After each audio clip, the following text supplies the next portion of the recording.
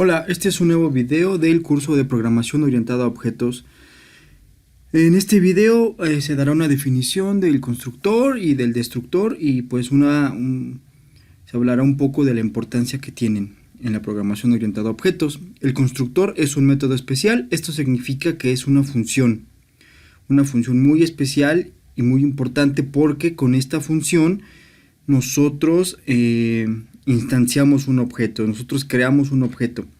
A través de esta función se ponen los valores de inicio para que el objeto pueda ser creado. Si tuviéramos un objeto de clase casa o de clase auto, pues a través del constructor, si tuviéramos el constructor de una clase llamada auto, pues nosotros al crear un objeto de esa clase le ponemos auto coche, aquí le ponemos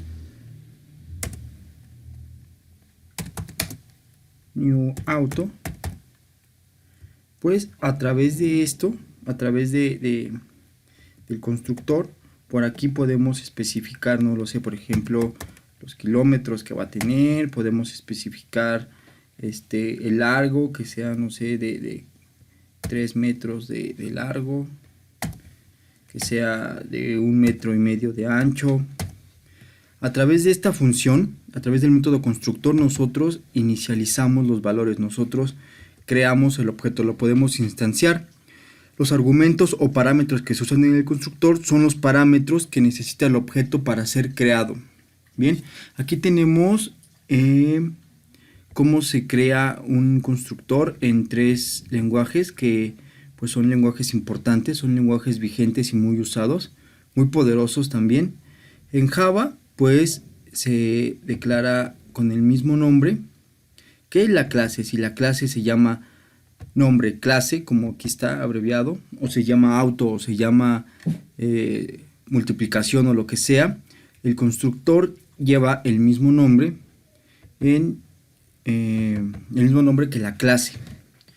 Correcto, aquí en C, pues el nombre de la clase se pone luego 2 puntos y se repite el nombre de la clase, y ya entre paréntesis se pasan los parámetros y adentro del constructor se inicializan.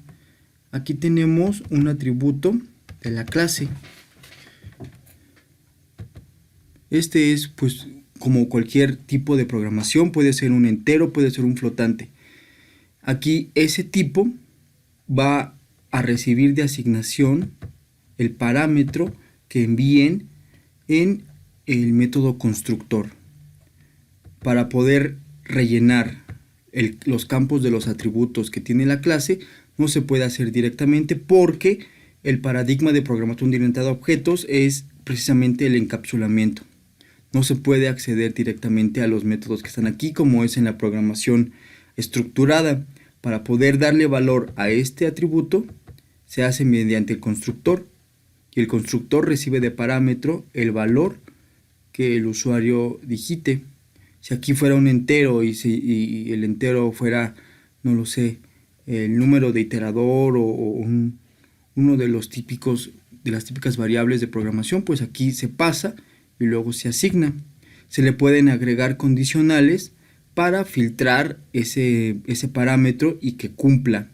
Por ejemplo, si el atributo es mayor a un número, pues entonces no lo asignamos, pero si cumple, si está en el rango, pues es válido para el programa y lo asignamos. En Python, pues Python es mucho más amigable, es mucho más simple, hasta lo podemos ver en la declaración, lleva mucho menos líneas de código. En Python, para definir una función cualquiera, un método, se usa def. Entonces, como el método constructor a fin de cuentas es un método, se inicia con def, y Python tiene algo llamado funciones predefinidas. Luego haremos un video sobre las funciones predefinidas más comunes, pero el método constructor es una función predefinida y se pone con 2 guiones bajos, init, y 2 guiones bajos. Luego se usa una palabra reservada que es self, y luego se pasan de parámetro los valores, self y valor.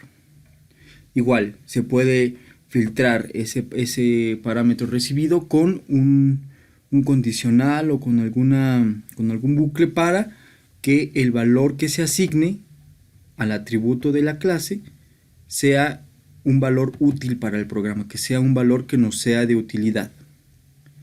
Bien, ahora veamos el método destructor.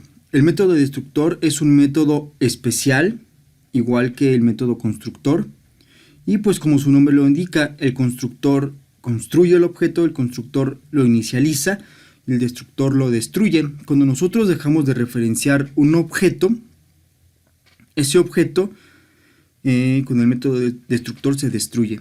Cabe mencionar que los lenguajes de programación tienen ya predefinido el destructor y muchas veces no es necesario definirlo.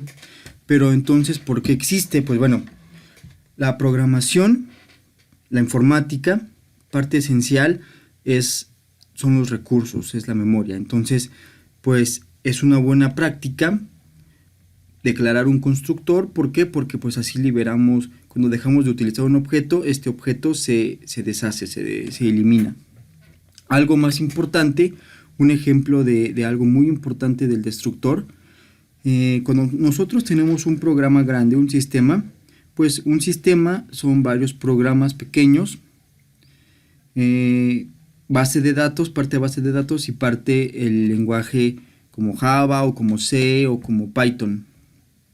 Bien, en esos lenguajes Java, C y Python se declaran clases para que el programa pueda funcionar. Una de esas clases, que es elemental, es una clase conexión. Una clase conexión contiene todos los métodos y las funciones requeridas para que se pueda conectar esa aplicación con una base de datos. Un programa sin base de datos es solamente una práctica escolar, es un juego. Nos sirve. Un programa funcional debe tener una base de datos para respaldar la información generada. Bien, entonces, con esa clase de construcción, esa clase de conexión, se crea un objeto para conectarse a la base de datos, un objeto conexión. Entonces, cuando nosotros hacemos registros, hacemos create, hacemos update, hacemos delete, hacemos select, pues el objeto conexión entra en juego.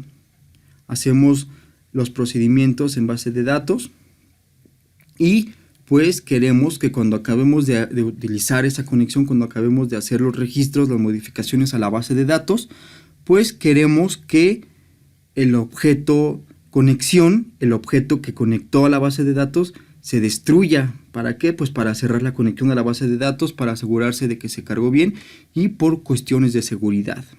Bien, en la declaración del destructor, pues en Java es así.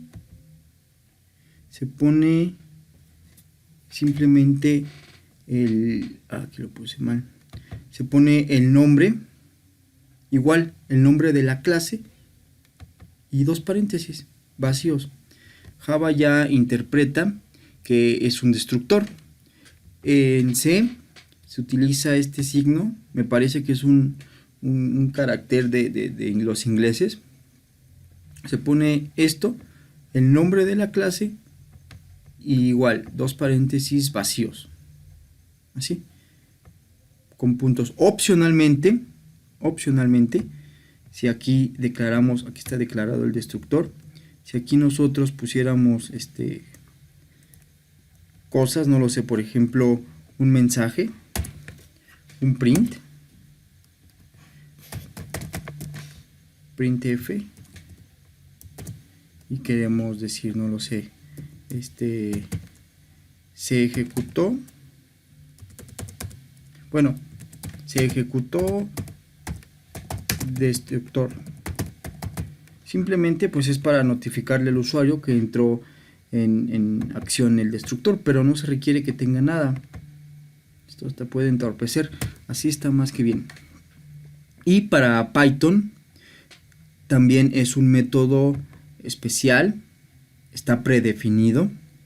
Como todo método en Python debe llevar self. sin ningún parámetro adicional, solamente self, y pues basta con que esté declarado así.